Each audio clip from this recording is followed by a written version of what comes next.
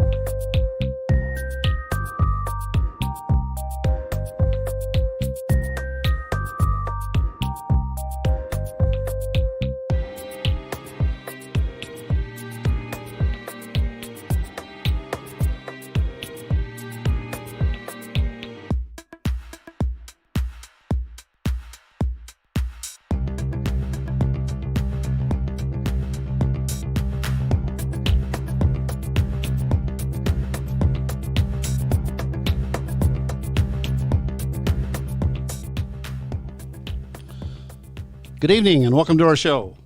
In honor of Cinco de Mayo, we're going to rename our show Ricardo and Mamacita. En la noche. En la noche. We're coming to you live from our beautiful downtown Chesterfield penthouse studios. And tonight we have a full agenda, don't we? Yeah. We got a lot to talk about. There's a lot of news going on today besides the special day for the Mexican army defeating the French in a blood-curdling battle. Last week, I read a little something from a book from a guy that I met briefly, Andy Wells, and Andy represents the No Left Turn in Education for Missouri. He's the president of the Missouri chapter, and he's working real hard to educate the voters and the parents and the interested parties, including school teachers and educators, on exactly what's going on in the education system as far as teaching our children things that we don't want them to know, or teaching things that without the permission of the parents, they're taking their own lead on doing it, and it's not really what I would call the ideal situation. Now, some parents that don't care might feel differently, or some educators that think that they know better than we do might feel differently also. But this is our concern. My kids are grown, but Hasha's kids are still in school. They're past the elementary age, though. You don't have any elementary school, do you? I do. Yes. Oh, you do? Your daughter? Yeah. Okay, I stand corrected. She's actually just starting. Yeah, she's 5, and then we have another 8-year-old, and then Ivan, who's 8. So he hasn't even entered the public school system yet, though. He has special needs. I know. So we're waiting. I'm trying to teach him at home and get him to speak, and before I send him to any school. And the weird thing about it is, because he has special needs, the public schools are the ones who have programs and the private schools don't. But I think that's going to start to change, hopefully. I would hope. I did some substitute teaching with special needs in public schools, and they do have a good program. What I notice is there's a huge vacancy between high school and any chance of them getting a job or getting to the place where they can find a job. There's just not connected yet, but they're working on it. That's an important area, much more important area than them trying to what Andy calls indoctrinate instead of educate. Yeah, and that's what we're looking. Is Andy on the line? He is. Andy, I want to thank you for coming. Sir. I want to thank you for coming and joining us tonight. I give a little promo on you on introduction. I understand. How long have you been? Well, first of all, tell us about the books that you're talking to us about. Well, the books I was specifically talking to you about are actually elementary age stuff. These are actually, those big, thick board books that you got, right? Yes. Right? These big, thick board books. Mm-hmm. in Wentzville School District was the first one we found one in, and thankfully it only took them a little bit, but once it became public knowledge, they actually pulled the book back out. But they were using a book. This is a new series that came out, and the people that wrote it are all out of New York City. Imagine that. And their child development, I know, right? And they're child development experts, right? These are supposed to be, one of them's a child development educator, PhD, alphabet after her name. The other one's a public library. She works with a public library with children in reading and early childhood reading. I was like, okay. So if you look at the bios, it looks great. You look at the first book they came out, and the title of it is Our Skin, A First Conversation About Race. Yeesh. Now, you said you have, you got an elementary, you got a 5-year-old, right? I do. Mm-hmm. So I want you to play this little game with me. Uh-oh. You got your little 5-year-old sitting around, and they're doing story time in kindergarten, because these books are rated for pre-K to second grade. Mm-hmm. So your little kids sitting around, and all the little kids sitting around, and the teacher's reading this book. And the first part is not too bad. It's, color, where people get the color in their skin. It's a chemical called melanin. And I was good with that. I was good with most of it until I turned over to this page. Now imagine your teacher reading to your child. A long time ago, way before you were born, a group of white people made up an idea called race. They sorted people by skin color and said that white people were better, smarter, prettier, and they deserved more than everyone else. That is a direct quote out of the book. Yeah, that is crazy. That is crazy. Now, what's that going to do to the children? And that's what I was talking about, is indoctrination, not education. Because now imagine that little boy sitting next to his best friend, and one's African American and one's white. What's that going to do to that friendship and that dynamic when their teacher, who you know as well as I do, kindergartners, first graders, there's God, then there's the teacher, then there's the parents, then there's everybody else, right? I mean, they revere their teacher. Mm-hmm. Yeah. What's that going to do to those two friends? What's it going to do to that friendship? You think you're better than me? You think you're smarter than me? Right. The other kid's going to be looking at them. I don't think like that. I promise. Well, that's not what the teacher just said. Mm-hmm. Yeah, that's super offensive on a number of levels. I was going to say, I would be offensive as the white person there to think that. Oh yeah. Somebody tell me that. I mean, this. I'm offended, and I'm Hispanic. I mean, that's crazy. So. Everybody knows I'm not smarter than Hasha. So, and the interesting part about that was, white people invented race. That is not even right. Not even close. It's not even true. No. Because race is just race. I mean, that's just race has been around since forever. Centuries. Yeah. I mean, we're talking, at least that we can record 5,000 years ish. Yeah. Mm-hmm. It's just kind of, fossil. It's kind of hard. And to put that dynamic like that, just for me, with my background, which is really weird, I actually worked, after I retired from the military, I worked in Africa. I spent about 9 years hunting terrorists with allied nations in Africa, basically showing local nationals how to find, locate, and target terrorists. Cool job. Wow. Yeah, that's pretty impressive. Yes. What branch of the military were you in? I'm 23 years Army retired. Oh, nice. Okay. I was in the Army for 5 years. Just 5. Just 5. I did. Go ahead. I did 23 years in the Army. Then I retired, and I was going to I'm going to fill out my stuff for disability and all of this. And it was going to take too long. At that time, VA was slower than Christmas. And I beat my body up, and I was like, okay, well, I got to have a job. Mm-hmm. And one of my buddies called me up and said, hey, man, you ever thought of doing contract work? And I'm, okay. Yeah. What, what's it entail? Well, starting pay is about, starting pay is a solid 6-figure salary. I was like, a year? That's cool. Oh no, that's 6 months, bro. Whoa. Okay.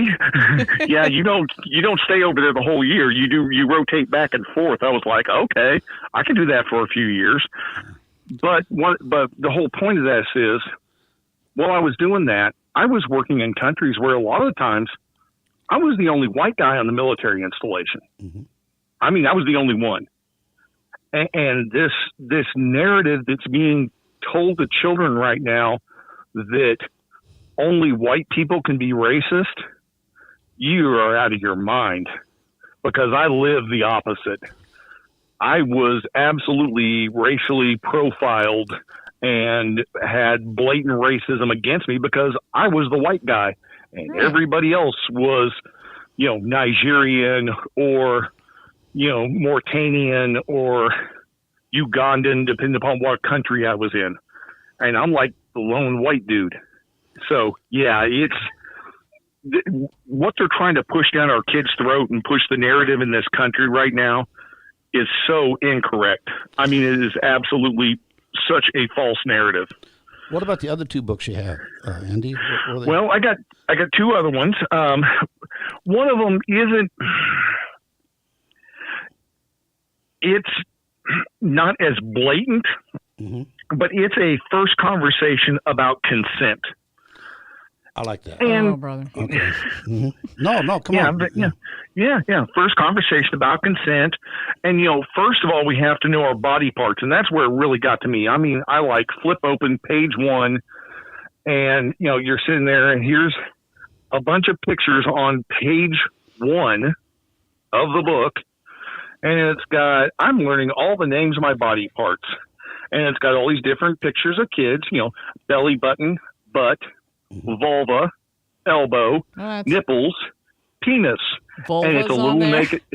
Wait. Vulva's on there? Oh, yeah. And then penis is on there with a little naked boy with his little penis hanging out. What? So this is kindergarten. This is preschool. This is preschool to second grade. All right. Okay. So your kindergartner is going to come home and know what a penis is. I've got a second grader right now. If I find out my second grader knows what a penis is, I'm having a conversation with somebody that is not going to be real comfortable. Yeah. Yeah. Right. Because my 7-year-old daughter better not know what a penis is. Much less a 5-year-old. Well, I think you're hitting a good point, because I think it's really dependent on the parents, right? I mean, these are values, these are conversations that you should have with your children in private. This is not up to the government. Yes, that's the whole point. This whole consent thing, and I mean, it alludes to. Well, it actually says in the book that, everybody should ask permission before hugging or touching you, including mom and dad. So, I mean, there's stuff like that in the book. It's like, wait a minute, I got to ask permission to touch my child, and you're telling them at 5th. Okay, what's that going to do to the home dynamic? No, I'm the disciplinarian in my home. And I mean, my daughter does something that's bad enough, and, corporal punishment still works in my house. I'm kind of Old Testament guy, spare the rod, spoil the child. Yeah. Yeah. Now I don't use a rod, but I'll absolutely put hand upside butt if the situation warrants, right? Well, that's worked for centuries. I think that's the truth. It has worked with me. They got all this new finagled stuff, but it's kind of like, well, wait a minute, that's worked. But that kind of leads to something too. Also, it says like if the school tells the children that your parents have to have permission to hug you, then of course if your parents hug you, there has to be a reporting process. So they're going to tell exactly. They're going to go tell the teacher, "Well, mom hugged me, dad spanked me without my permission." Bam! There you go. There's your hotline. Yeah. And there goes the wedge between the family. Mm-hmm. Yes. This is, and it's what you said. This is a conversation that should be happening at home between mom and dad.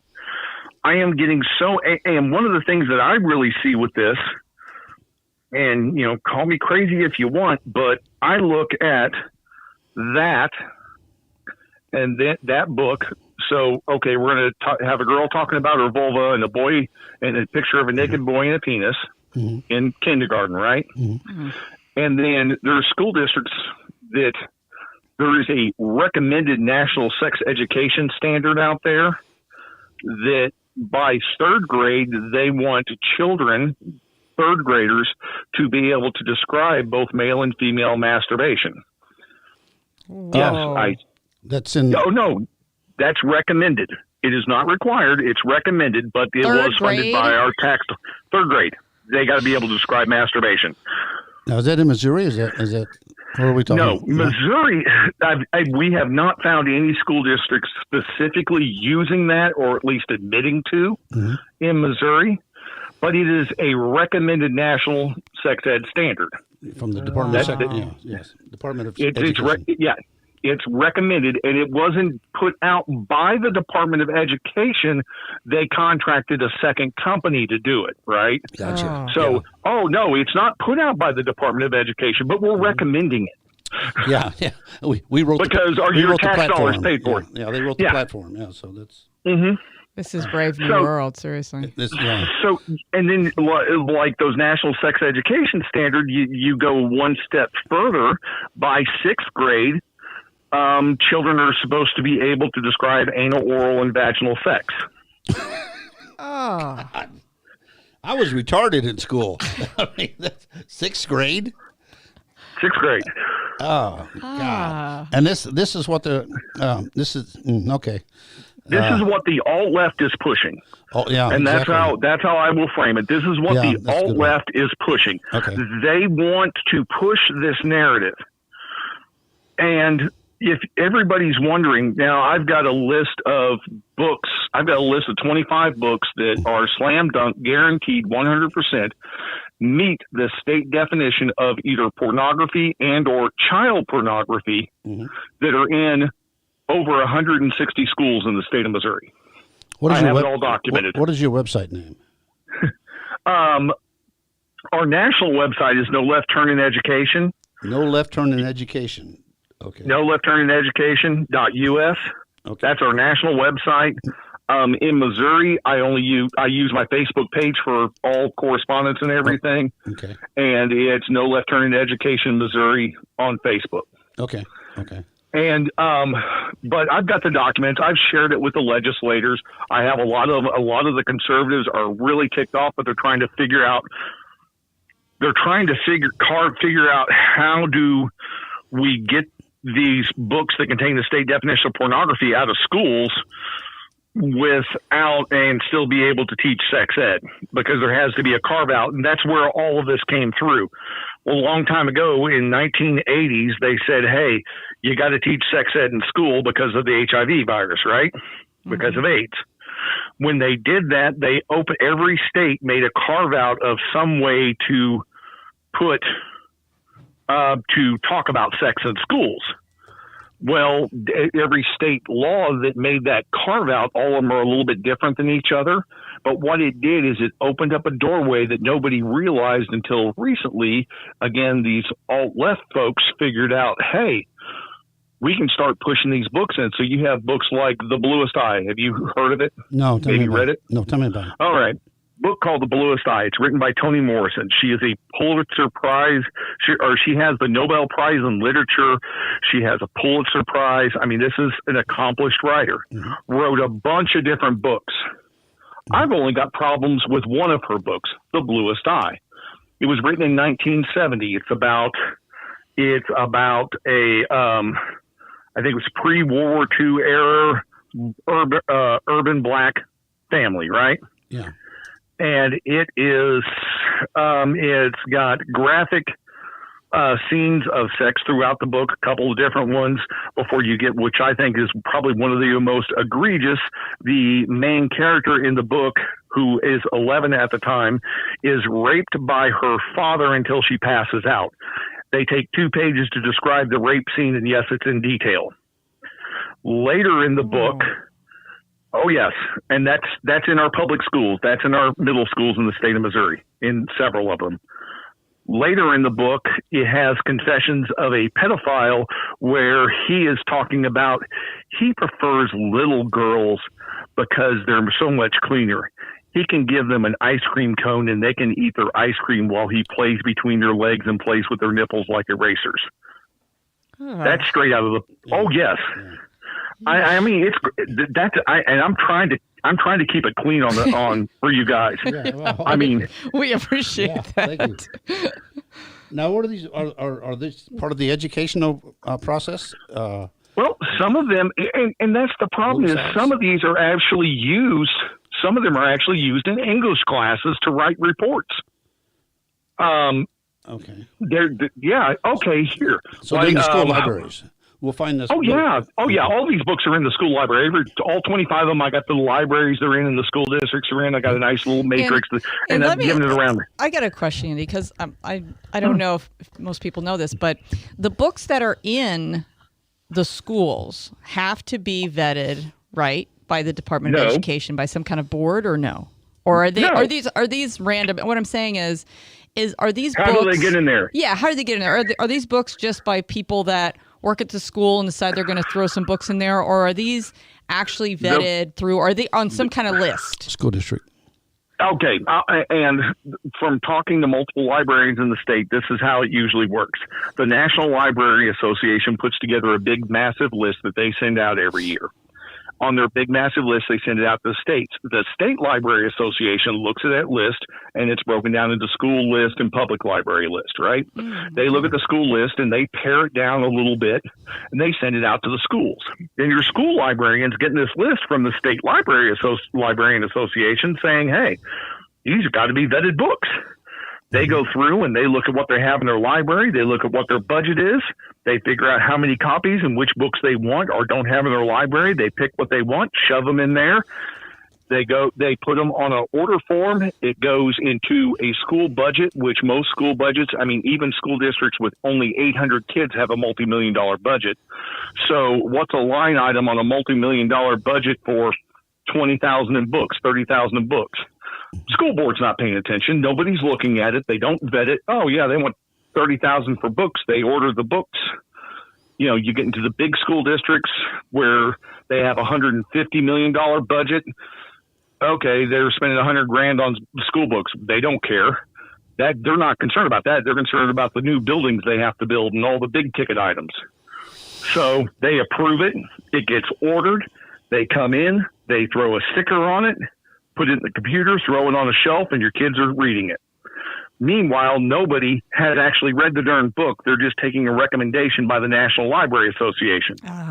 Well, I know the public libraries are terrible. I mean, I could tell you that right now. I mean, in the National Libraries, public library, and it's just like there's so many horrendous things in there.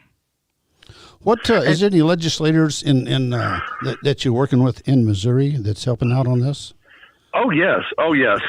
Senator Bratton has tried a couple of times, and he's had some stuff that he's brought up.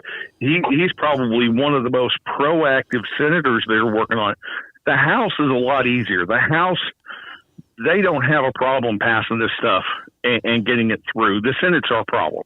Mm-hmm. And Senator Bratton is fighting this fight, and he is fighting tooth and nail for it. And meanwhile, there's a lot of other ones that just don't have the appetite for it. And you know, I don't know if it's political pressure. Mm-hmm. I'm not sure if it's political pressure. I'm not sure if it's just, okay, there's outside influences, which there are. I mean, every time any of those, you know, blocking pornography on computers. Senator Bratton brought that up, Protect Children Online Act, mm-hmm. which would actually block pornography for minors at the ISP, at the actual starting point, right? Mm-hmm. Everybody would have to have a code to get on there, and it would change. So it made great sense to me. I was like, why the... But there are people behind the scenes pushing back against that because they don't want that. They don't want to stop pornography. They don't want to stop sexualization of kids. Yeah. The left And Andrew, it's happening more. Yeah, I'm sorry. We're almost out of time, but I just wanted to, give you the last word. We really appreciate everything you're doing for this issue because I think it really needs to be talked about. I understand that you present to groups. Is that true? I mean, do you have? I have traveled literally all over the state. Okay. I'll tell you right now, my email address is andywells@noleftturn.us. I'll put it out there publicly. Great. I don't care. Yes. Get a hold of me. I've talked to parents groups. I've talked to conservative groups. I've talked to schools. I go to school board meetings. I am doing everything I can because it's not just this. It's all of this crazy alt-left stuff that they're pushing in. The last book I didn't even get to talk about was Being You, where it basically says you get to choose your gender. Tell you what, Andrew, I want you to come back after the session is over and there's a lawsuit at Springfield, I think, with the Attorney General. Yeah. And we'd like to discuss this with you further. We're out of time for today. But we do appreciate you coming on air with us and sharing what you're up against and what the parents need to know about what's available. This is a nationwide fight, and there are over 28 parent groups across the state of Missouri fighting this fight. Okay. I belong to a national 501, a national nonprofit, so I give them a voice at the Capitol. But there are parents fighting this fight in school districts across the state, and I just want to thank them for the efforts to trying to fight back against this craziness. So do we. Thank you, Andy. Thank you for everything you do. Thank you very much. Appreciate it. Good night. Good night. Okay. We'll be back in just a few minutes.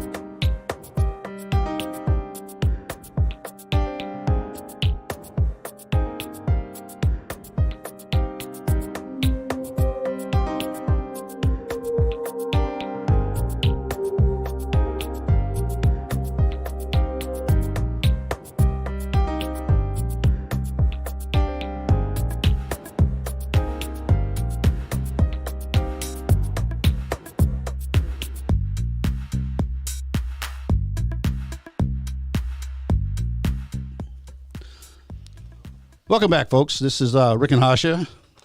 At night. And we had a special guest, Andrew Wells from No Left Turn in Education. What a great guy. It is. And what's his email address? Is noleftturn.us is the website. I know that. And then it's just Andy at noleftturn.us. Okay. Mm-hmm. If you want to get in touch with him, I'm sure if he wants some more information, he'd be more than happy to give you or whatever group you're in or with any assistance that's possible. And there is a lot of this going on, much more than I realized. So, But anyway, we got some things going on with the former president of the United States. They just won't leave him alone, will they? No, they are so on about this. Yeah, they're talking about the rioters. So there's investigation, obviously, and there's the grand jury, and they're talking about how all this evidence is against Trump election schemes. This is what I feel really bad about. So some of these guys, they talked about the Oath Keepers and some of the Proud Boys, and they said some of them have pled guilty to these charges. But my thoughts are this. It's like, they have attorneys that are advising them. And I would think, this is the problem, how I see it, is that people really do believe that the election was robbed. I do. I mean, this is not something that just a small group of people believe. I mean, I think a lot of people believe that the election was robbed. And so it's hard, I think, were they trying to stop, the incoming president? Probably. Because if you really feel like it's fraudulent, then, I mean, why wouldn't you try to stop it? You know what I'm saying? I mean, our whole country was based on us, being treasonous in some ways because our rights were being trampled. But we're also based on fair elections. Yes, that's right. And if you can't have a fair election, we're not going to have a country. And that's right. And I think that's the scary part about all of this, right? Is that, because, gosh, I was looking at some of these news reports. They're like, we're going to get them now because they're admitting guilt and all this stuff. Well, like I said, they have attorneys advising them what they should be saying and should be saying. And it's difficult, I think, if you really believe that there's not a fair election, then, people are going to act out. Now, whether or not have a voice. Yeah. I think people, whether or not people agree with how they took action, I think that the premise is still there, right? Two thoughts about it. One of all, Donald Trump told him to come and behave yourself. Right. Pelosi was in charge of security. She was offered National Guard. She turned it down. The Capitol Police was offered additional help. They turned it down. Mm-hmm. The Capitol Police was standing by the doors with the doors open, allowing some people to get in. Mm-hmm. I mean, that was, and I want to bring this back later. One of the things, there was 5 states that changed their laws, that was their practices, that was a violation of their own state law on procedures for elections. 5 irregularities or mistakes or whatever you want to call it that didn't follow the norm, and all 5 got together and they appealed it, and it went all the way to the Supreme Court, except for Roberts wouldn't hear it. He turned it down. Not wanting to be, he doesn't want to play politics with his court, and look where he's at today. And we'll get into that later. Right. I just, I'm a soapbox guy, folks. No, you're right. You're right about that. This is Roberts being Roberts. They knew back then, on January of 2021, he was weak. Roberts was weak also. And he's so worried about the image of his court or his judicial practice as on a government level that he's not doing his job. He's neglecting his job. And if he is, I'll apologize if one thing happens out of this deal. I know I'm getting way out of your thing here. No, it's okay. But if he can bring the vote in, in 1954, when Brown versus the Board of Education, they had a Chief Justice, Earl Warren, who didn't have the legal background that Roberts has. Earl Warren was the governor of California, and he got to be Chief Justice, or he got on the Supreme Court because he promised Eisenhower he could deliver California, and he did. But in 1954, Brown versus the Board of Education, there was more than 0 justices that wanted to vote against it. But he persuaded them to have a united front. Brown versus Education was 9-0. Now, if Justice Roberts, can deliver in May or in June or July a 9-0 decision on the Roe case, the anti-Roe case, then I'll apologize for everything I've said for the last 3 years against Justice Roberts. I promise you I'll do that right here on live show. But he won't do it. He can't do it. And he's the reason they're inviting protesters to their place by their own actions. Yeah. Well, I mean, they cannot wait to try to hang something on Trump, no matter what it is. Anything. Anything. Yeah. And I actually listened. The Wall Street Journal put out the phone conversation or whatever, or it's whatever conversation they were having in the conference here with George Raffensperger. George's Raffensperger. He's the I believe he's the Secretary of State, right? Or the attorney, or the lawyer. Yeah, he's Brad Raffensperger, and the lawyer was there too. Right. Yeah, and I listened to it, and we can play a little bit of it here, but I don't see anything wrong with what President Trump was saying. He was just, he said, "Hey, something's wrong here. You need to check it out," and he kept saying it, and they're making it out like he was trying to conspire for something. But again, we go back to what people truly believe in their head on what is going on in this government, and that it's corrupt, and that, it's not, nothing's fair anymore, and things are now turning in a different, darker path. And so people have that. And President Trump had the same thing in his head. And so he was just making sure that everything was what they said it was, So I think it's kind of interesting how they take this and say that he was trying to pressure him. Well, I mean, if you feel like the election was stolen, wouldn't you push a little bit, Well, Trump, it's just natural. And Trump, plus it's Trump. Yeah, well, plus it's Trump. Trump told him that there's over 100,000 votes in Georgia for me that's not being counted. He said, you can't be in a central county, all the counties around it go 90% Trump, and Cobb County be 20% Trump. And that's not the exact numbers, but that's what he's saying. You can't have that type of demographic all around there and not have I should have at least 150,000.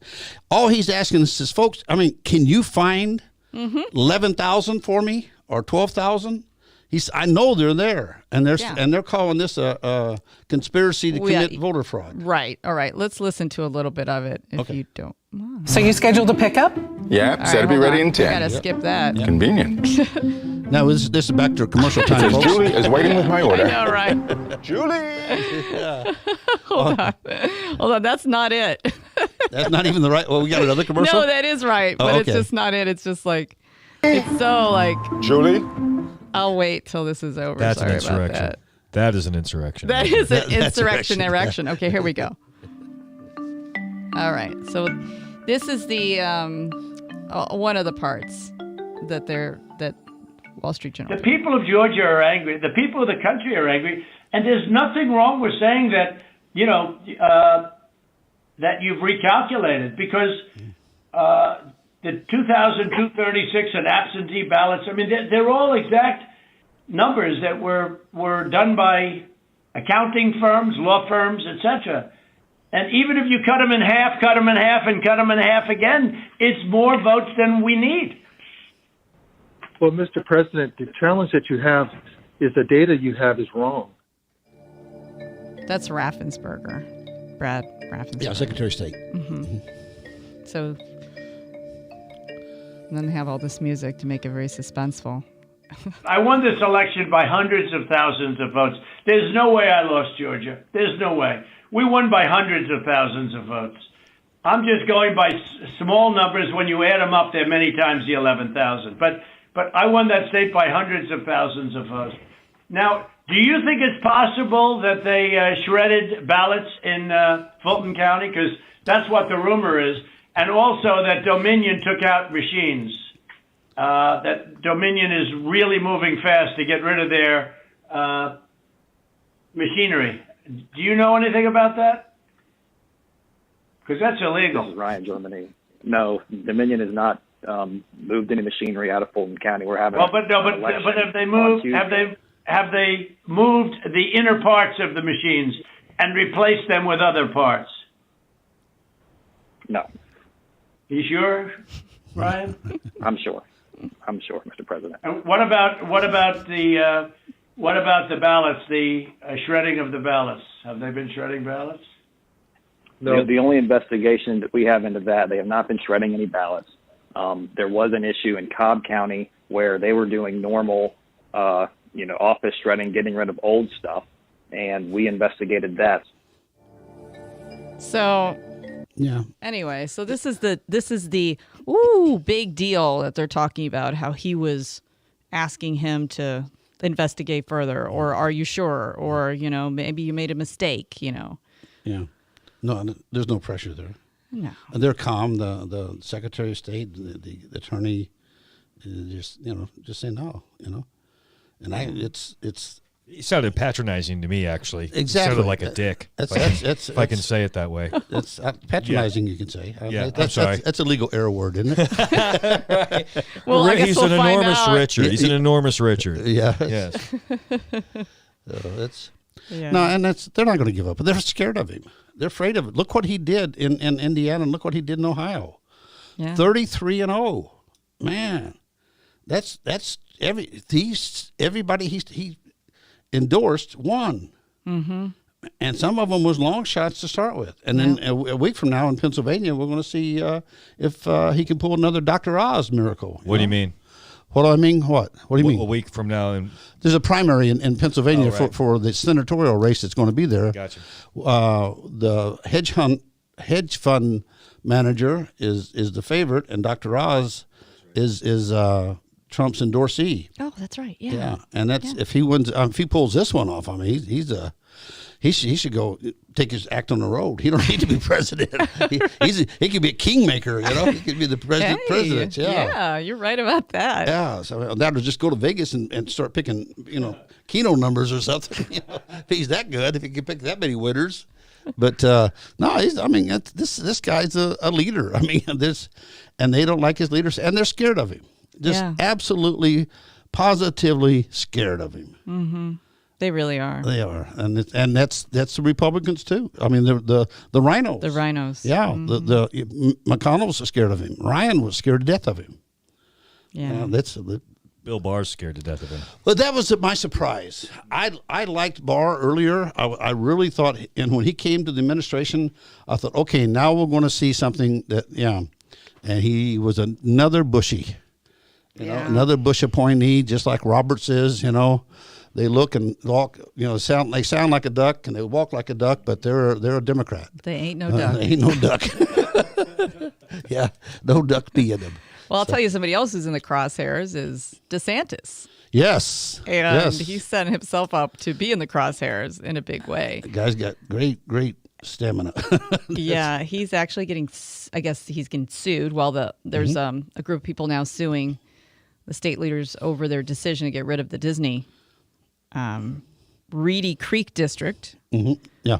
And so they want the judge to toss out that law that would dissolve that Reedy Creek district because they're saying it's going to hurt taxpayers and it's going to hurt. And they're only doing it to punish Disney.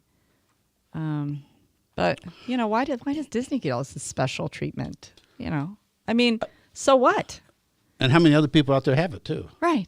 Well, yeah, exactly. Yeah. Disney has it. I'm sure there's other people that have it too. So, DeSantis has a year to figure out how it won't be costing to the residents of the county. I forget what county it is now, but anyway. Orange County. He's not too worried about it. He said he can handle that. Mm-hmm. It is, and it's more important that we don't indoctrinate our children with transgender education and exposure than it is. If it did cost a few million or a billion, they can afford it. I mean, it's not, with the budget that they have. Yeah, I mean, gosh, they've taken over almost everything. Yeah. Taken over Marvel. I mean, they've taken over tons of different companies. They're a mega billion-dollar industry. I mean, they can afford to pay some money. Yep. Did they lose the CEO, or am I dreaming? Did they lose the CEO? Yeah, did the CEO of Disney leave? Phil? I didn't hear that. Okay. No. Well, that'll be for next show, folks. Come back next week. Thanks for joining us tonight. Oh, no, we got more time. Got carried away there. I was signing off there.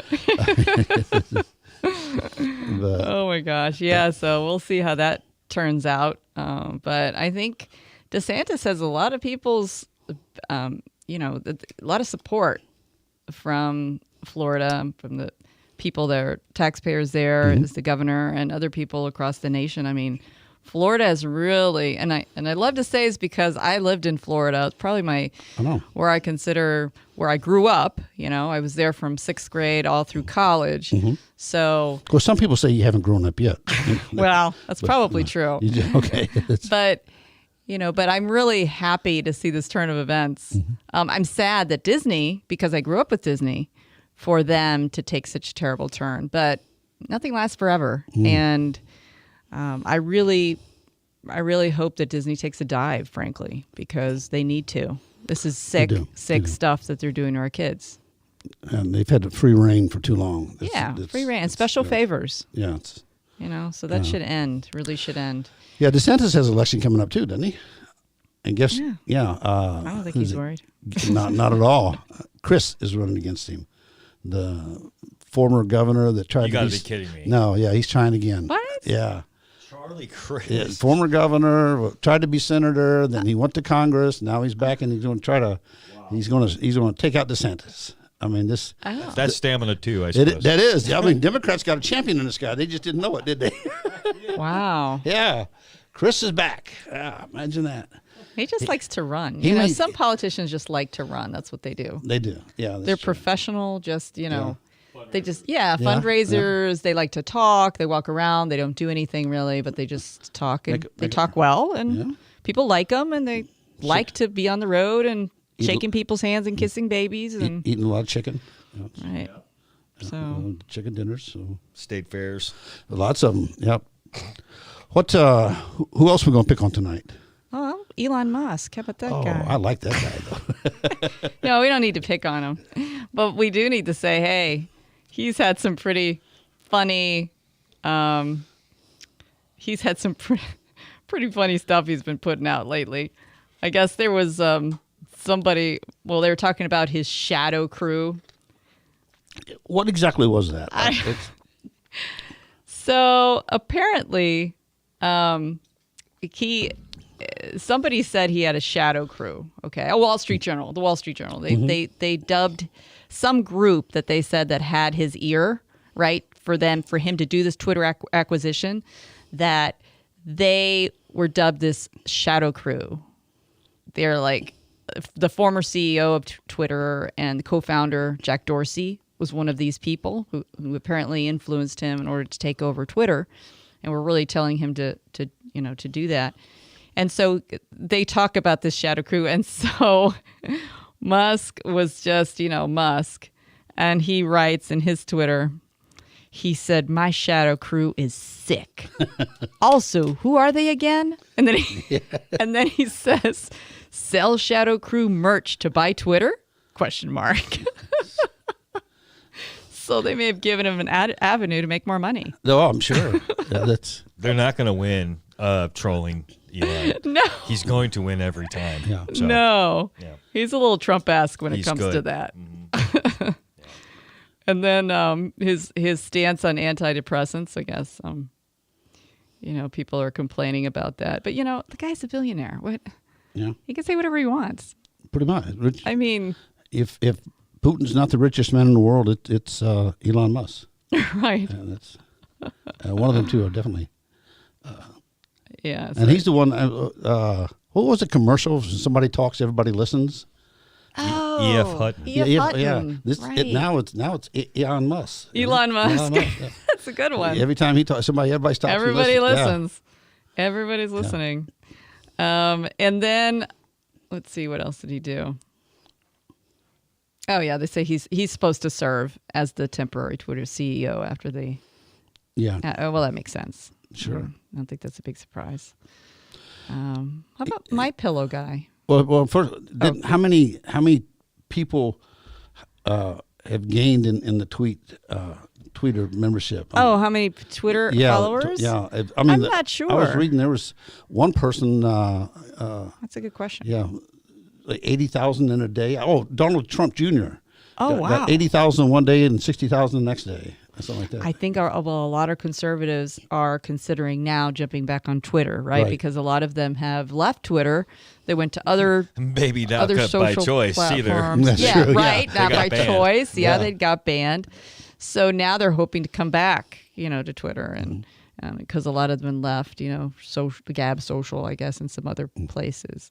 So we'll see what happens. This is a very interesting and exciting kind of time, particularly for everything that's going on in the United States, but especially there, because I'll tell you, Twitter has been the worst for free speech. I mean, they'll take you off just because you're basically not a liberal. And I heard about the Ministry of Truth or whatever. I mean, it's not really what they call it, but they have this disinformation now council Bureau of Disinformation or whatever. And that's pretty scary, because now they're getting into regulating free speech. Disinformation has always been there. It will always be there, except, normally it's the government that gives disinformation. Championed by the government. Right, and the people are oppressed, and they're suppressed in their opinions.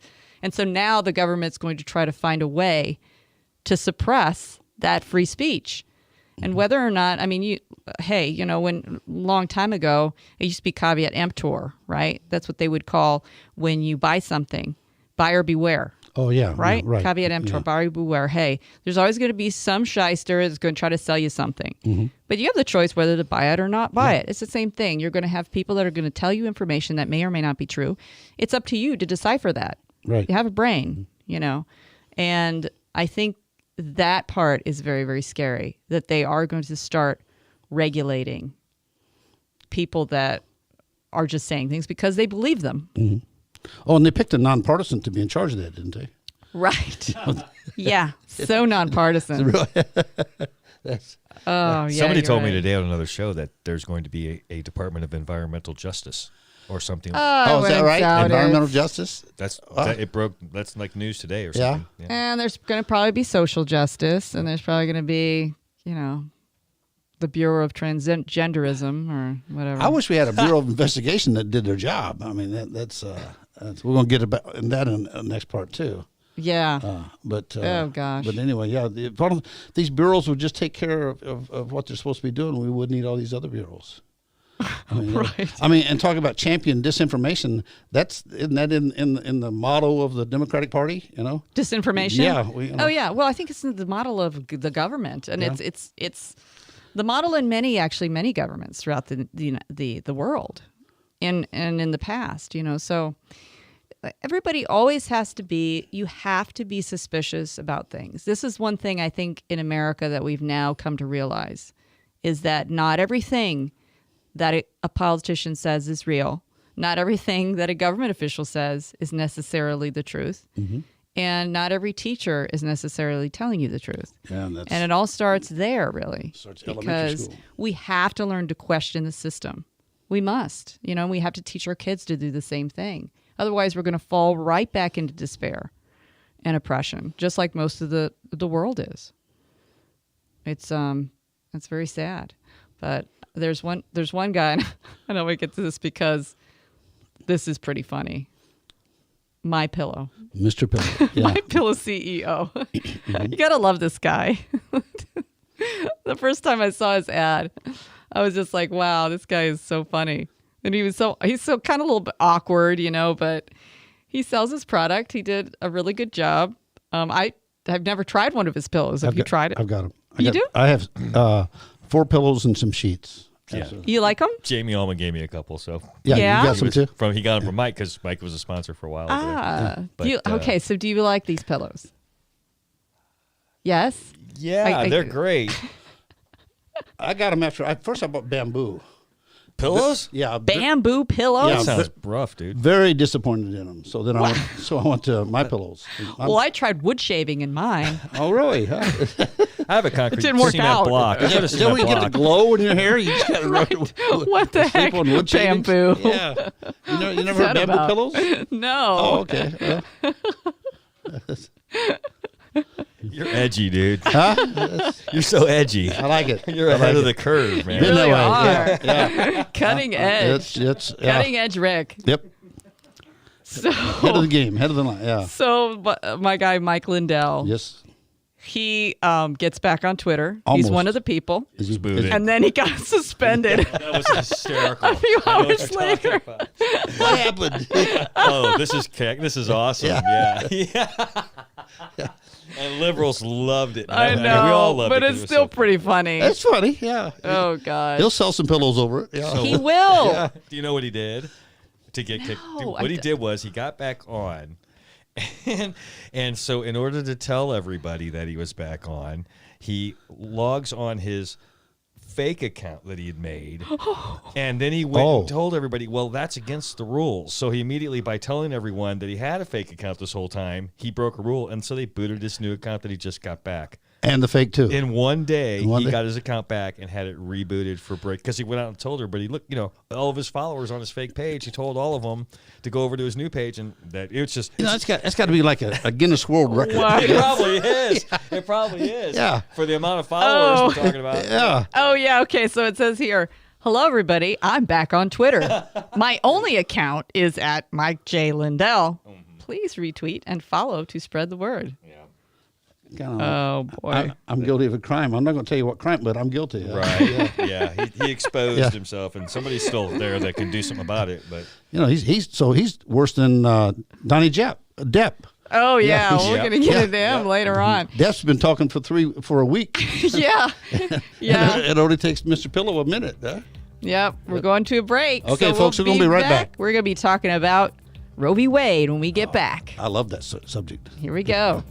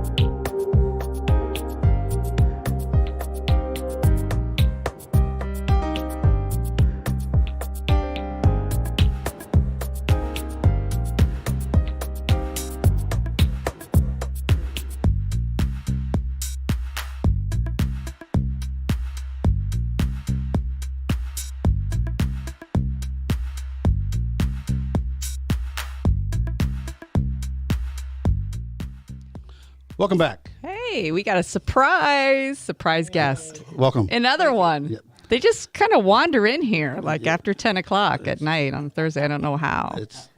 It's fortunate for them. Yeah. It's fortunate for us. So we like to meet. And they're people. all sober. I will say that. Yeah, that's true. Yeah. This is Ryan Higgins. Yes. Yeah, welcome, Ryan. Thank you. And he's running for the 99th, 98th district, the new 98th district. New 98th district.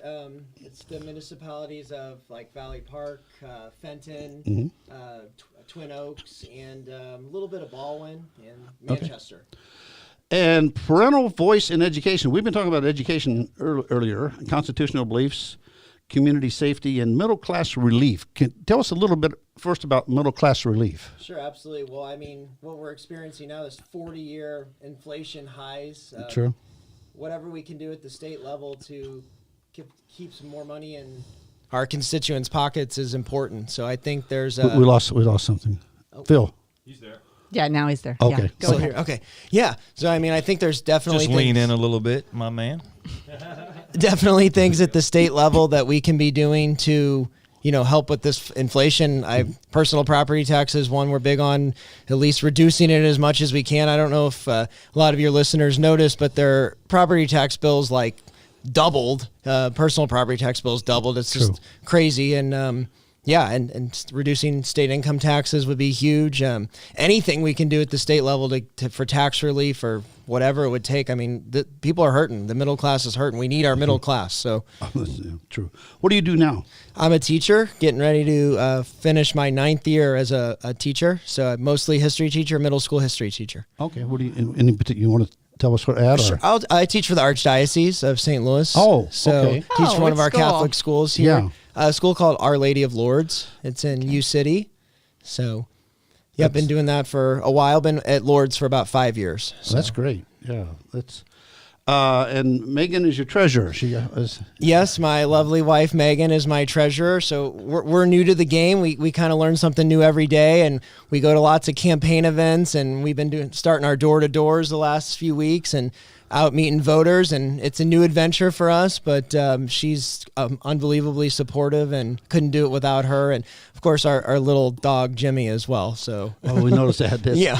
No, that is important. One of my favorite politicians, Jay Ashcroft, when he first went out for Secretary of State, he always was accompanied by his wife, and very personal person, and you've seen him and his support at the same time. So that's for sure. My wife's a little bit shyer, so I know that sometimes it's hard for her, but she knows I love her, and I can't do it without her. So good. Yeah. So Ryan, why did you decide to do this? Absolutely. It's something I wanted to do my whole life, and a lot of politics is timing and being at the right place in the right time. And this is a really good opportunity for us to take back this 98th House district.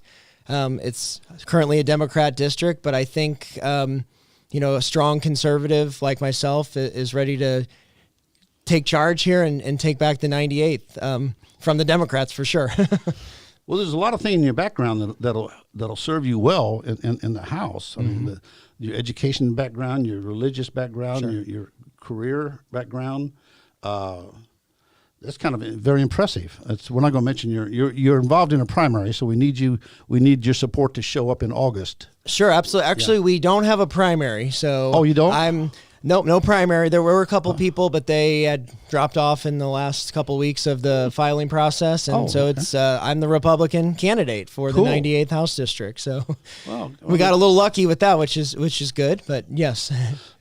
So is the Democrat, is that an incumbent or? Not an incumbent. So the incumbent, right now it's the 99th district. As you know, there a lot of redistricting is taking place. Some of it's still not even taken care of. Everybody's still confused, yeah. I know. It seems like the House maps are taken care of, and it's now the 98th district. So we do have a Democrat opponent, someone who has been in the House before. I don't know if you want me to mention her name or not. We don't need to mention them. No, but we couldn't be more polar opposite, honestly, on everything. You name the issue. She's got the far left progressive idea about it, and we're pretty staunch conservative and pretty hard on our beliefs, and willing to stick to those for sure. That's good to hear. Anything you want to just tell the voters other than about? Sure, absolutely. I mean, campaign or? one of our biggest issues is parental voice and education. That's become front and center here in the United States or the whole country, and definitely in our areas. Just making sure that parents feel comfortable getting involved. And, what did our Justice Department try and call them terrorists or something if they got involved? Making sure that they have the courage to step up. And I think we saw that with these school board races last month, at least in the western part of St. Louis. We elected some great school board candidates to the school board, and making sure that parents know what's going on in their son or daughter's classroom. I'm a history teacher, and making sure that things like the 1619 project, or not, I don't know. I know exactly. Sure, absolutely. So, if we continue to raise generations of American students that have a bad view of our founding or our country, we're in trouble. So it's a huge important thing to me in my classes to make sure we're pro-American, and we've had ups and downs for sure. We should teach all of that, but I always tell my kids, there's always been somebody who's been an American who's been on the right side of history. Like we've always figured it out. Like we've had bumps, but we figure it out. That's been the great thing about us. If you look at world history, so many other countries, they got it wrong, and the United States does get it right. It might take some time, but we come out on the right side. You have any events or any fundraisers coming up? I do. Actually, 2 weeks from today, so that's the 19th of May, we are having our campaign kickoff event over at TJ Wings. It's a great local restaurant in Valley Park. And we're doing it from 6 to 8 p.m. on the 19th. Okay. And we're excited about that, hoping to get a big crowd out there if we can. And another thing, just randomly thinking of when I mentioned TJ Wings, is small businesses. My family owns a small business in Valley Park, and we've been there for like 30 years. And just making sure we protect our small businesses too, not letting big business run all over us. Our mom and pop shops are really important to me, and it's hard to run a small business. I don't think people understand just how difficult it is. So making sure that we have policy that protects them is a huge part of why I want to run as well. Yeah, they've had enough trouble with the pandemic. Oh, I know. And that's another thing. Part of our campaign is protecting our civil liberties. I really feel like progressives have a different idea of what civil liberties are to me, and our campaign really it's simple, but it's really focused on giving people a maximum amount of freedom that we can. Whatever we can do to support freedom policies is why I want to do less government. I'm not going into government to make more government. I would like to go into government to make less government. Absolutely. If you would be so kind as to give us some information, put on our Facebook, Rick and Hasha, or just Rick Perry. Give it to me for your events or your fundraisers. Sure. Megan needs some money to run your campaign. So absolutely. I'll come to your 2 weeks. I'll come and give you a little bit of money. That would be fantastic. Absolutely. And where can people find you? I'm on Facebook. It's Ryan Higgins for state representative. We also have HigginsForMissouri.com, and those are the two big ways to get a hold of us. Of course, if I meet you, I'll give you a card and has my number on it. I'm happy to talk to any voters anytime. That's what it's all about. Absolutely. Thank you, Ryan. Thank you guys so much for having me. Our pleasure. Our pleasure. Thank you.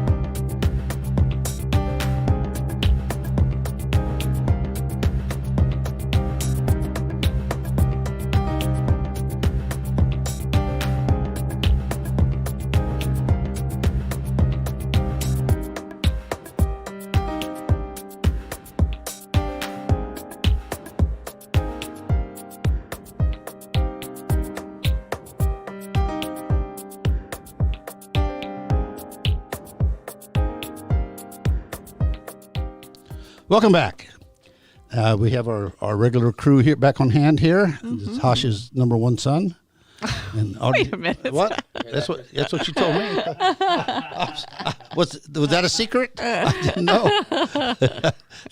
Sorry, dude. I hope you enjoyed the meet and greet with Ryan. I'm great with names, Sasha. Ryan. But he seemed like a very, very decent candidate, and we wish him well. Yeah, we do. Yeah, Glad he could come. I'd like to have people like that in the Capitol representing us. Yeah, I really do. absolutely. You know, everybody says it, but it's very hard to overcome name recognition, right? When people start running and then, but this, you know, we need more people like that. We need more people that are not politicians, that just want to do it for a little bit and fix some stuff and get out. Make a difference. Yeah, people who actually have skill sets other than just walking around and talking nice and looking nice. That would be great. That would be. Yeah. What do you think, Junior? Oh, I think that if normal people enter the government, then the government can be much more normal and possibly a lot more simpler. Yeah. No, that's true. Yeah. It's too complicated, too bureaucratic. Very, very complicated, and it wasn't really set up to be that way. But we've developed it so well they can't get rid of it. Yep. And now we're talking about something complicated. Okay. Abortion. Roe v. Wade. Everybody's already heard this. Yes. The leak. We talked about it earlier. Rick mentioned it earlier. And very, very crazy. I mean, a leak of an actual initial draft of the opinion written by Alito. What I think is very interesting about all of this is I did skim over the draft, and I will say it was very, obviously very well written, but the big takeaway from it was, look, just because this is something that's happened for years and years and years doesn't mean it has to continue, because the initial premise of it, or what it was based on, was incorrect. True. And that's what Alito was saying in this. He said, we hold, and I'll quote from the actual opinion, we hold that Roe and Casey must be overruled.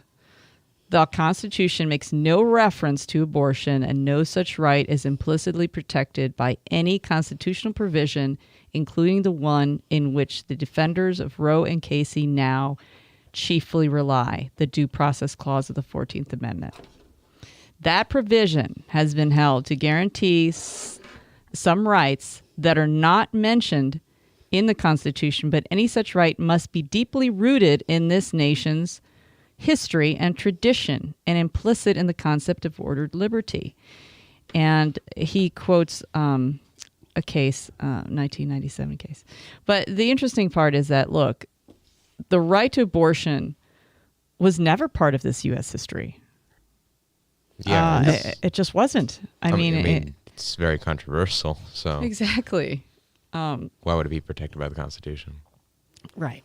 And for those of you who have not seen the movie yet, I encourage you. I forgot about that. Yeah, I encourage you, since I'm a co-executive producer for it, and I have a cameo in it, for you guys to watch Roe v. Wade: The Untold Story. Are they going to reintroduce that and put it back in the theaters? And well, see, it was never in theaters. We couldn't even put it in theaters because of the COVID and everything, and theaters weren't operating, and so it ended up going straight into streaming. But it is on Amazon. You can get it on Amazon. You can buy it? Yes. You can buy it. You can. I believe it's on several other streaming platforms. Okay. But I know for sure it's on Amazon. Now, it was being shadow banned at the same time it was on, interestingly enough. But what was that? What happens is that what they do is they put it on there, but then you can't find it, like with search terms. So they had it, for example, they had it under romance is what they put it under. How? I have no idea. Yeah. But it was under the romance category. And then it was that they put it under John Voight's name, not or had him as a search term. It didn't have Roe v. Wade as a search term, because when I went in there to try to find it, I typed in Roe v. Wade and it didn't come up. So those are the kinds of things. And so Nick, the producer, director, and the guy who was basically in charge of the movie, he's a friend of mine. He actually had to call Amazon and tell them, hey, what are you doing? So he had to fight tooth and nail for any of these streaming places to number one, carry it, but number two, to allow people to find it. It's dishonest. It is. I mean, this is very business. I mean, you think they'd want us? Their politics is more important to them than their business. I just got this text to me just as I walked in the studio tonight. Okay. How they found me, I have no idea. It's from Move On. Oh. Yeah. It says, health is a human right, and yet it is under attack across the country. On Monday, a draft of the Supreme Court opinion leaked, which once final could strike down Roe v. Wade. Millions of Americans in dozens of states are at the brink of losing federal protections to access of abortions. Will you join us and over 132,000 other Move On members and add your name to a petition demanding that President Biden and the Department of Health and Human Services take action now and protect the expansion of abortion access? To protect it, and it gives it their website. Yeah. We'll talk about it's. I just got a text from somebody about something similar. Is that right? Talking about that. Yeah, to me, and I'm thinking, what I blocked him as spam. Yeah, well, but that's crazy. And the misinterpreting everything that happened. We had on this show a couple of weeks ago, 3 weeks ago, discussing the essence of Roe v. Wade. Mm-hmm. And you, like you say, you did the show. Norma Nelson never had an abortion. Yeah, Norma McCorvey. Yeah, she. Nelson's her maiden name. Oh, yeah. Nelson. Okay. Yeah. Yeah, she never did. She was poor. Mm-hmm. She was, I believe, on drugs at the time. She was a mess, basically, and she was going and having her third child, and she was very young. And so they took advantage of the situation. 2 female lawyers. She was from the Baton Rouge area. Her family moved to Houston at a very young age. She married a guy in Houston, had a couple kids by him, left him, moved to the Dallas area, experimented sexually with other members of the sexes, and ended up pregnant. And they convinced her to have an abortion. She didn't have it. I mean, if she wanted it, all she had to do was drive 3 hours across to Bossier City, Louisiana, where they're like McDonald's. You just drive through. They're plentiful over there. You don't need no waiting. Yeah. But it was a political thing to deprive the voters of the state of Texas their rights to have representation, and the result of this is 63 million people have died. Because of this. So sad. World War II, as bad as it was.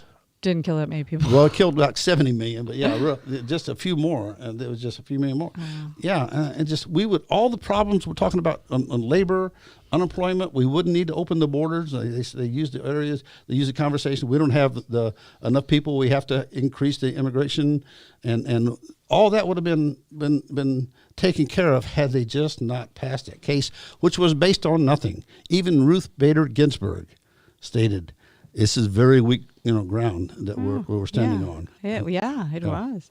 And another case that people don't talk about, which is Doe v. Bolton, was out of Georgia. Okay, and it was passed in the same time that Roe v. Wade was passed. And Doe v. Bolton basically expanded Roe.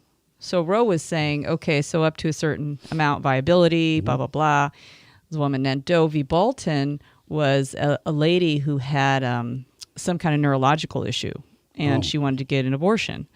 And Georgia had law at the time that you couldn't unless it was to save your life or et cetera, et cetera. So she said, no, I really want, I shouldn't have a child. So she had the doctor come in and say she shouldn't have a child. And so what happened was it created this idea that not only, you could do at any point, right? You could literally have an abortion at any point if it was for psychological reasons too. So not only was it just, okay, let's make this, let's not allow people just have abortions anytime they want to, it's got a doctor's decision and it's got to be for something real. Then they said, no, you can do it because she's psychologically not able to support a child, so she can have an abortion. So Doe v. Bolton also was very, very pivotal in expanding those rights. And then Casey came along, and people don't know about Planned Parenthood versus Casey, but Casey then again made this standard for the courts. Used to be any restrictions on abortion would have strict scrutiny under the law, which means it would be looked at very, very, very carefully before they could, get rid of a restriction. But under Casey, they said was, okay, now it's undue burden. So if this person, if this law creates an undue burden on a woman to get an abortion, then you could strike it down. So then again, opened up this floodgate of, now they did uphold some parts of the law, like 24-hour waiting period and things like that. Casey actually did uphold those, which we have in a lot of states. Yes, yeah. I believe it was Pennsylvania. So now they're going to, sounds like they're going to overturn it. They should. Well, in Casey, you're absolutely right in every way.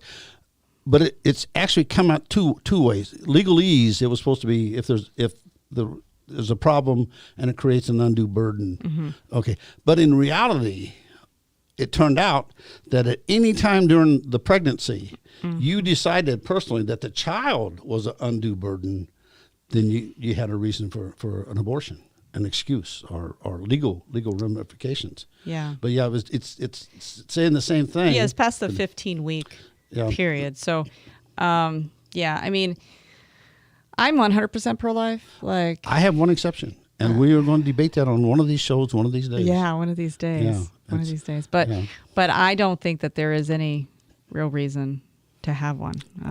I just feel very strongly about that, and I respect that. I really do. It is amazing to me though when I heard this and when you texted me. I did. I had heard it. My husband came in and he was like da da da. I saw your text later and that she called me, but he told me about everything and I was like, what? And I'm like, this has got to be fake. This has got to be fake, because I was like, wow, did Trump really do his job well or what? That was the first thing that went through my mind. He is amazing. He is. I was just floored that this was even possible. I was happy for you. I'm happy for everybody, but I thought of you as soon as I heard it. I thought, oh my, because you've done so much work on protecting the rights of the baby. It's not the fetus; it's the baby.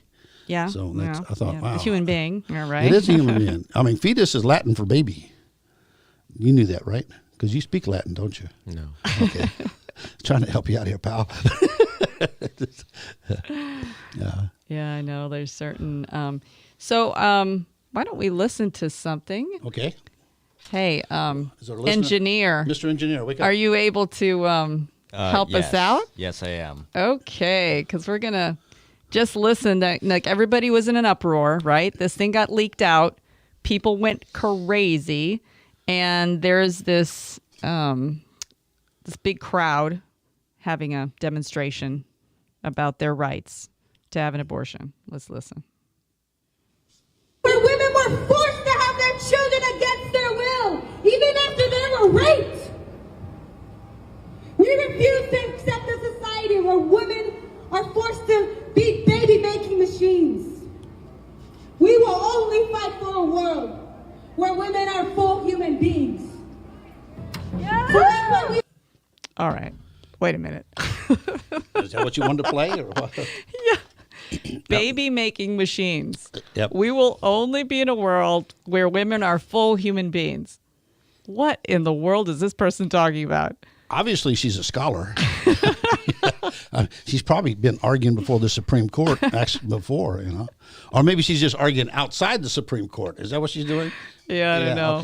The boys found this on TikTok. It's good fun. So crazy. Scrapes the bottom of the barrel. So ridiculous. This is offensive to me as a woman because baby making machines. First of all, having a baby is one of the most empowering and beautiful things you can possibly do as a woman. Yeah, I will say that's one of the most powerful things you can do as a woman. So baby making machine, I will take that title proudly and wear it. But you're much more. But well, you as an individual was so much more. Well, I know, but I mean, but it is an inherent part of being a woman. Yeah. I mean, you now I know there's some women who can't have babies, and that really does affect them. That affects women who can't have children. But there's always adoption. There's always other options if you really truly want to have children. Well, are there physical effects too? Isn't like the menopause come earlier, or things happen within the body? Well, I think they're all at higher risk of having cancer. Is that one? I do that. Yeah, like uterine cancer and things like because your body is not using what it's been given. So when things just stagnate. Yeah, that's what happens. So there's a higher risk of uterine cancer and breast cancer in women that never have children. Oh, right. So statistically, anyway. Yeah. Well, but we got to cover all parts here. I mean, I just think this is just. I mean, the way that women have been raised, or these women have been raised, is I don't know, foreign to me because being a mother is a fantastic experience, and I don't see how that's something negative. It has to be. I've known a lot of women in my life, a lot of very attractive, very beautiful women. Mm-hmm. The most beautiful woman I've ever seen in my life was my first wife the day she found out she was going to give birth. Oh. She glowed. I mean, just literally. Is that real? Is that a real thing? Ask Stephanie. Stephanie will tell you. Yeah. Okay. She just glowed. I thought, wow. She kind of looked a little bit like Elizabeth Montgomery, Barbara Streisand anyway. She's a very pretty woman. But when she found out she was expecting, man, she's just like, she glowed. I mean, it's like unbelievable. And I can, every now and then I can tell a woman's either deeply in love or they're expecting a child by the radiance that they give off. Yeah. Yeah. Well, we are already out of time, really? Believe Another it or not. This time it's flying by. It is flying. Yeah. All right. Well, we're going to come up with our next part, and go ahead. Who are we going to beat up next half hour? Well, we're going to actually talk a little bit more about the Roe thing because there's one thing I really want to show, and it's actually kind of semi-funny and semi-weird. Okay. It's about the satanic angle of how you can become a Satanist, and I guess they're calling that religious freedom. Anyway, we're going to get to that when we get back. I thought this was the fun portion of the show. It is a fun portion of the show. You just got to hear it. Okay. Come on back, folks. We'll be here waiting for you right here. We'll be here. All right. We're out.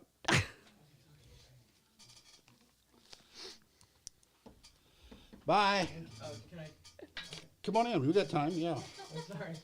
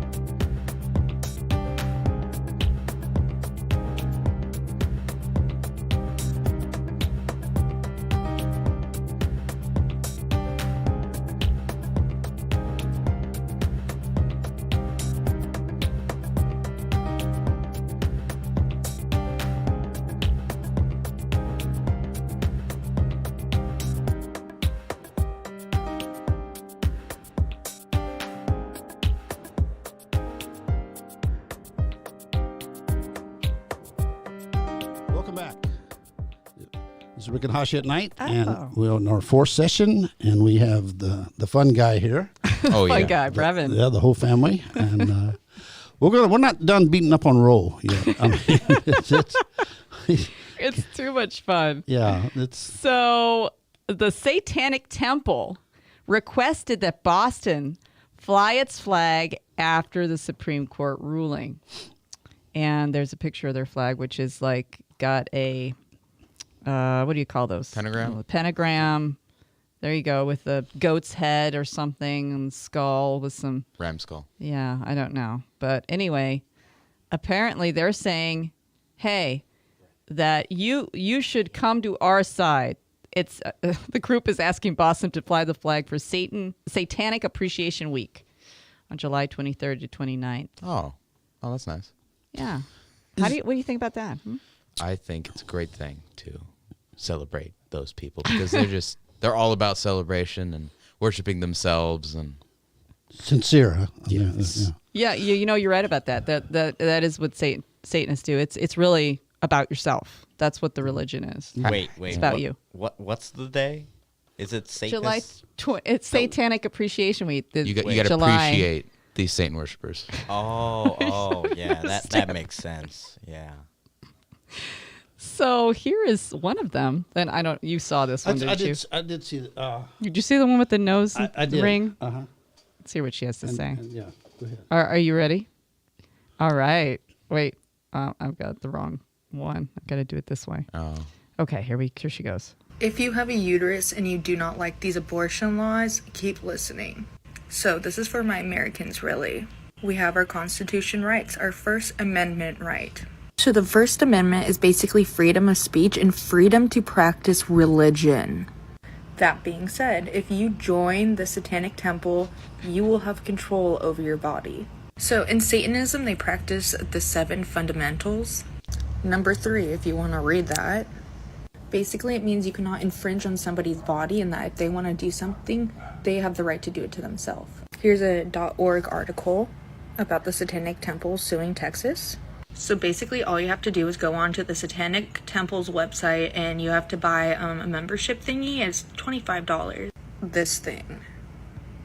So as long as you have physical proof that you're part of the Satanic Temple, you can do whatever you want to your body. You can get an abortion even if the laws say no. Okay. All right. That's a way out. Maybe we can get the Democrats to join the temple. I mean, yeah. We need to promote that. I mean, I'm not a satanic person, but we'll promote that.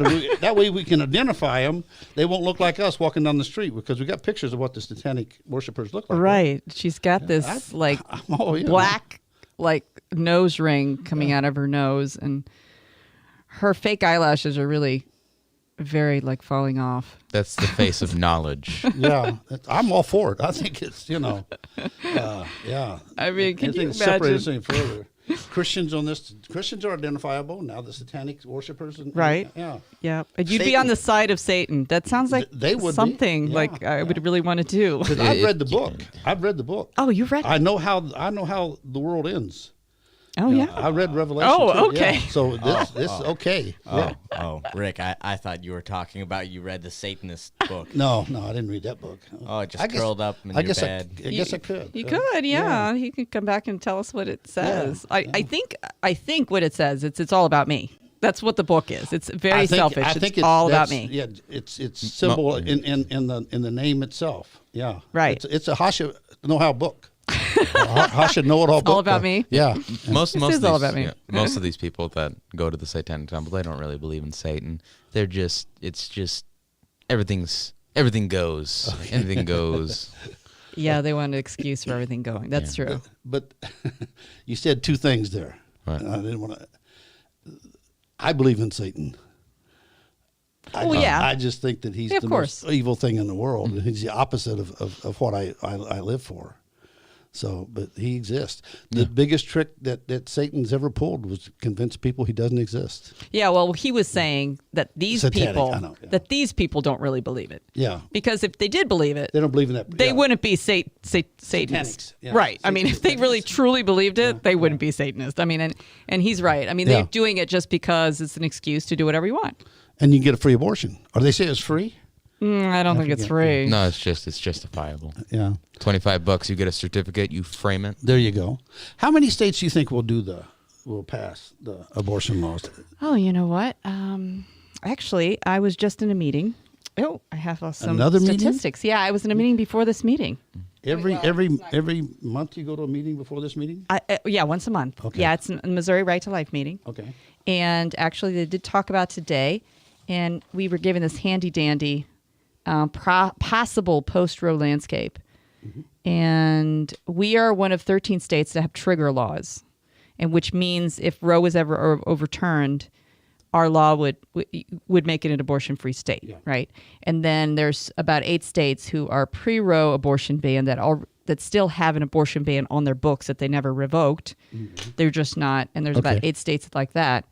And then there's 3 states, Arkansas, Mississippi, Oklahoma, that have both. They have the abortion ban and they have a trigger law. And there's 23 states that have a right to abortion, and 7 states possible protection, and 3 of them possible right to an abortion. So it looks like I'd say 21 or so, 21, 22, 23 states, close to 25 states that are going to probably ban, and then the other half they're going to have 50-50, which is actually par for the course in most everything that we're doing nowadays.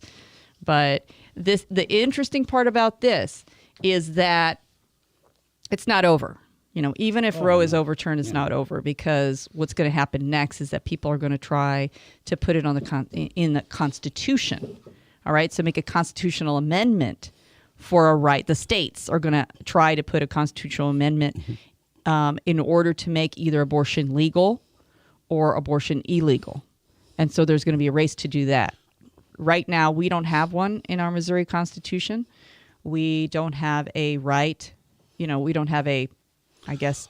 Oh, you mean the state constitution? Yeah, the state constitution. Okay. Yeah, no, not the U.S. Constitution. Because that takes 2/3 to ratify. Yeah, so we would need to move to get, they're going to move to try to get a constitutional amendment to make abortion legal.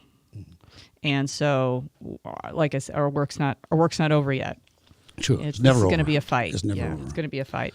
But I'll tell you what's not going to be a fight. What's that? Is listening to, what's her face, talk about a sex strike. I think they got us. I think they got us, guys. They got us back in the corner. I mean, it's they got the power. The power. They got the power. Especially, what's her face? What's her name again? Joey Behart. Joey Behart. So let's listen to what she has to say, which is really kind of close your eyes and envision Joey Behart. Kind of, just imagine her hovering over you. Ready? Yep. In the world have conducted sex strikes in history. In 2003, a sex strike helped to end Liberia's brutal civil war, and the woman who started it was awarded the Nobel Peace Prize. In 2009, Kenyan women enforced a sex ban until political infighting ceased. Within 1 week, there was a stable government. So we have more power than we think we have, and some of it could be right in the bedroom. Just saying. A sex strike. Okay. Ew. Maybe ought to go back on that abortion deal. Maybe we shouldn't be so harsh. Maybe we ought to think about that. Huh? Their bodies. What do you think? Huh? No, I looking at Joey Behart doesn't make a threat. Does it do it for you? To be you just so upset. Honestly, they're right. They have the power. Yeah. Please use that power. No one wants that. Nobody wants it. Yeah, that's pretty scary. She was. I tried. Did you just do the slap? Oh gosh. Oh my gosh. Yeah. So I don't know. I didn't even really look into what she was talking about because it was just so comical to just hear her say it. Yeah. But if there was any kind of any reality to this, there is a bunch of women are actually going out on sex strikes. Well, these are liberal women, though. I mean, they use sex as a weapon all the time. Now, I know women have been using sex as a weapon for many years, but I think liberals take it. I think liberals take it to the extreme. So who cares what these women do? Because they're probably not either satisfying anybody or they're also not desirable. I mean, have you seen some of these liberal women? Yeah. And so it's to use sex to get your way. I mean that's it's low. I mean it's low. I agree. The partnership itself is not lent for one of them to hold power like that over the other. Yes. I mean, that is so against everything matrimonial or relationship or anything that is, it's just not sustainable. Low. It's low, but it's not sustainable. It's perverse. I mean, it's perverse. I mean, and women, and I hate to tell you this, guys, if this is the news flash, write it down, but women enjoy sex as much, if not more, than men. You want to write that down? Wait. I got a pen. Okay, you got a pen. I mean, it's not a news flash, but you want to deprive yourself. There's more women than there is men. Right. Just go right ahead. Move over. Yeah. What I was looking for a girlfriend when I found her. And she was looking for a boyfriend. So silly. It is, but it's, and I'm being silly, and I apologize for being silly. But no, she is to think that you're going to use that as a tool to get the way you want, what you want. I mean, I could tell you stories, but but there are women that do it. Absolutely, there are absolutely, and they think just like this Joey Bayfoot, Bigfoot, Joey Bigfoot. Yeah, they think that's the solution to everything. I don't want to get too much off the subject, but I do want to point out that what the left is doing. In giving out the addresses of the Supreme Court justices, and organizing protest, and three of them live in Virginia, I understand, and the governor of Virginia was talking about he doesn't condone this and that something's going to be done, but they are trying to influence the judges' votes by terror and threats. Mm-hmm. There's a federal law against this. We have an attorney general and a president and what we call FBI director that took an oath to uphold the law. I want to know how long it's going to take them to do some kind of action against these people, right, left, center. I don't care if they're Republicans, Christians, atheists, married, happy. It doesn't matter. If they don't do something, the government doesn't step out and prevent this felonious behavior, then we have no laws. Well, I mean, look at Black Lives Matter. Look what happened there. Yeah. Look at all the burning buildings, the burning businesses. Nothing happened. Nothing. Nobody did anything with that. So I don't really hold a lot of hope that our government's going to do the right thing. Just not going to happen. So you're starting to feel sorry for me already, aren't you? Huh? I have felt sorry for you. What happened to Black Lives Matter? I mean, they just disappeared. I haven't heard much about them. I tell you what, took the money and ran. They are going to reach the same faith as Al Capone. They forgot about the taxes. I think that the entire purpose of Black Lives Matter was just to make race an issue, and once that happened, then boom. Their work was done. They didn't have to do anything else. Well, they raised money, though. Yeah, they do that. They raised millions. They own mansions. They own four houses in Los Angeles. Yeah. But they forgot to pay their taxes. Oops. So those mansions are going to be owned by government here very, very, very fast. Exactly like Al Capone. Exactly like Al Capone. I'm telling you guys. There you go. You can't forget the IRS. And with the president that can't talk and doesn't know what's going on, I don't hold much hope for anything real to happen. Have we got any evidence of that? Yeah, I think we have something right here. Let me see what this guy had to say.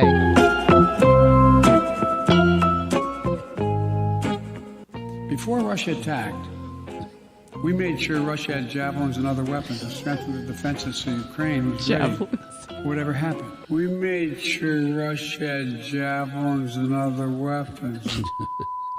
And just a few days ago, the Wall Street Journal quoted a young Hungarian fighter saying, and I quote, Hungarian. "Without the javelins, it would have been very hard to stop the enemy pushing ahead," end of quote. Every once in a while, I make a mistake. Yeah. Not like once a speech, but at any rate, Oh my God. Who invaded Hungary? I missed that. Some Hungarians were doing something with javelins. Yeah. Maybe it's the Olympics he was talking about. It could have been that, yeah. Russians throwing javelins at the Olympics. Actually, I think javelins is a actual military weapon. It is. Some sort of bazooka or something. Am I What? right about that? Am I right about that? Is it really? Yeah. It's very it's I knew it. But we didn't give it to him at first. We just give it to him a couple of weeks ago. And it's very lethal.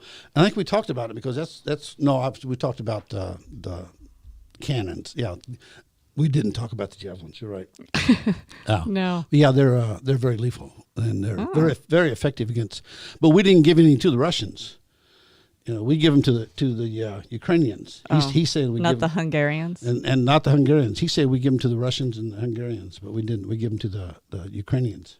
Yeah, he doesn't have a scorecard. You know, so if you have a scorecard, you can keep track of who everybody is. Well, yeah. I mean, he's just, when are we gonna I don't know. I'm just really. Oh, okay. It's a javelin is a British man-portable surface-to-air missile, formerly used by the British Army. Okay, but I think most people think javelins are throwing things. So that's not the only thing that we were giving. So it's just kind of weird that he's bringing this up, but the Hungarian thing was howitzers really out is there. what I was trying to come up a minute ago. We give them a bunch of howitzers. Yeah. Also, yeah. but I think the javelins, like you said, they knock down helicopters. Mm-hmm. So that's our president. Yeah, the man can't even put a sentence together. Oh, it's just so terrible. It's so obvious. It's just bothering everyone, even the people who voted for him. Yeah. That's probably, they said that's one of the reasons that they leaked this brief or this document from the Supreme Court is because they want to make that the issue during the election and not him and his administration and the results of it. They want to get able to activate because they have got zero going into election. Yeah, well, I do believe that it was probably a liberal that leaked it. Oh yeah, so they're trying to change the opinion of the court, and they're just trying to show them that. Did you get my email on that? I don't know if I did or not. Sotomayor had a law clerk. I'm not going to give his name, but he had a history with Josh Gertstein, who was the writer for Politico that put this out. And that would be probably the first suspect they looked at. But, that's all I can say about that. I don't know. Are they gonna? I don't know. Are they gonna seize people's computers and stuff? Or are they really trying hard, or are they not trying hard? This is the question. I think they know. I think probably they knew before it was leaked. They knew it was coming because they had all them things printed, all those signs printed. Was it printing shop or Pecos? Who is that? They're not open overnight. And it happened at night, and the next day they had the signs, and it was all out in front of the Supreme Court. So somebody knows, and I'm sure probably the justice that is, if it's the justice and that group in particular, I would say her, but Sotomayor is a woman, so I'm saying her simply because of what I just said. They probably, anybody in that group knows who did it, and if it was another justice, if it was the one that retired, Brenner. If one of them in that group, they all know. They all know who did it. I guess it's possible too. But I'm gonna tell you, I blame it on Roberts. Again, I know I said it earlier. This guy is not a chief justice. No, he's not. He's not. And he's a whatever. He goes with whatever. This wouldn't have happened under Rehnquist. Rehnquist. It wouldn't have happened under Warren. It wouldn't have happened under Berger. This guy's, he tries too hard not to be political that he ends up political. Just play the game. Play the cards as they fall. Don't try to doctor the hand. Yeah. I mean, if it's obvious what he's doing, then it's just not working. So, I think right after we impeach Biden, we should impeach Roberts. Yeah. Wishful thinking, folks. We need to get rid of all this. Like, man, they're there too long. Sorry, Supreme Court. I mean, they're there till they're like old as dirt, and can't even see. They can't even stay awake. I mean, there's got to be a retirement age for those people. No, there's honestly. not. Death. I remember seeing a video of Ruth Bader Ginsburg falling asleep in the middle of a hearing. Yeah. And, I was watching this video when I was like 8 years old, and I still remember it because it was so stupid. I was 8, and I still knew that this was stupid. Yeah. Well, it's boring in there. Yeah, well, it probably is. I think William O. Douglas fell asleep a few times too. He was. Yeah, they get so old for years. And they're not writing their own opinions anymore. I mean, they're having their clerks do it, and they don't even know what's going on. I mean, that's got to be something's got to happen there. To me, that's nonsensical. Talking about old people. Yes, Florida woman. I love her. Goes skydiving for her 100th birthday.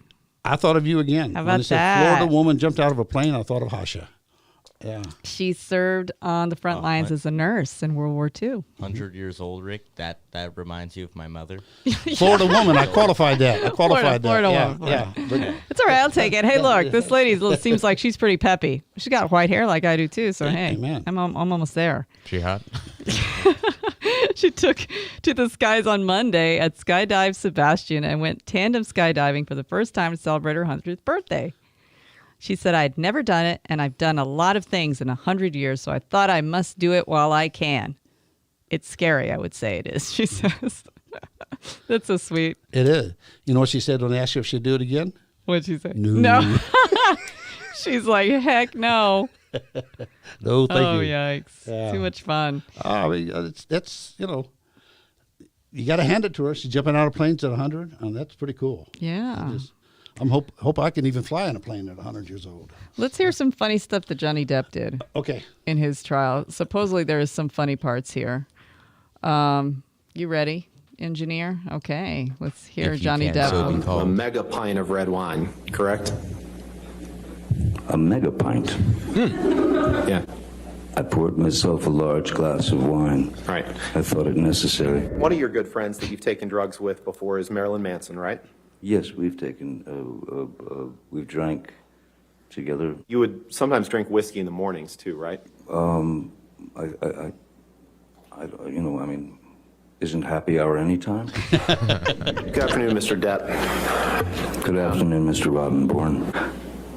Could you say that again, Mr. Rottenborn? That is true, Mr. Rottenborn. And that was a document you signed in August of 2016. Correct? Is that the same one that I signed 3 times before? Yes, Yeah. that's the fourth. I wanted to make clear that you signed made it that. clear, too. Yeah, and that's your cocaine that you kept in that box that says property of JD with the skull and crossbones, isn't it? The box was a gift from someone. I can't say that I carried cocaine in it, no. You can't say that you carried cocaine in that box? No, but it looks like it would fit some cocaine. That'd be a good idea, huh? Oh, I was listening to this and I was just laughing. I mean, what do you expect though? He's Johnny Depp. Yeah, I mean it's. He had some good ones. Yeah. Who was the captain's name on Jack Sparrow. Jack Sparrow. Yeah, that was Yeah. That was hilarious. Looks like it could carry some cocaine. Why not? Yeah. Oh gosh, that whole thing is just crazy. But the more that I look at it, and the more that that the trial goes on, the more I think that this lady's in some trouble, because I don't see anything here where he has domestic violence or sexual abuse to her at all. Like, it sounds like I think he might win his case. Yeah, he might win. He really might win. I mean, yeah. She had a picture of a bruise on her arm, didn't she? I don't know. I don't know. I don't know if it's from him though. That's the question. From anywhere. Yeah. That could have been from anywhere. I mean, I woke up this morning with a bruise on my left leg. I have no idea how it got there. Yeah. I can blame a dog as much as I can blame a person. It was No. mattress. I'm sorry. It's what? It was Yeah. mattress. She photographed a picture of a bruise on her arm and sent it to her mom. Yeah. Although that doesn't verify. Yeah, a bruise. So she took the time to take a photo of her bruise and then send it to her mother and her mother only. Nobody else. Like maybe report it. Yes, report it. Yeah. He beat me. But it was years and years and years ago. Yeah. Why are you bringing up now? Because she's being sued. Right. She thought she could just waltz in and say whatever she wanted, and then all of a sudden she gets sued. Oh, Yeah, wow. right, Wow, yeah. big surprise. I mean, it's pretty obvious she did cost him some jobs. She did. Yeah. Yeah, she did. So I'm really not, I'm not really that sympathetic to her, frankly. I mean, she's, she looks like she could definitely be throwing some punches in his direction as well. So All she had to do was deny him sex.